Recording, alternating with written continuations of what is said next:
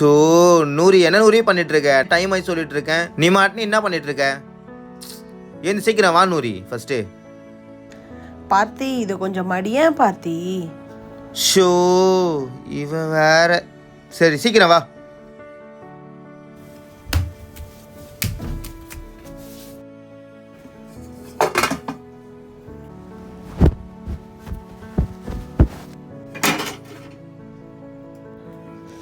ஐயோ ஏய் என்னாச்சு உனக்கு? அம்மா.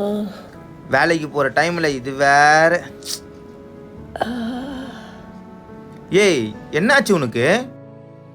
பார்த்தி நான் சீன்லாம் போடல பார்த்தி, எனக்கு பீரியட் ஆயிடுச்சு பார்த்தி, என்னால் முடியல பார்த்தி.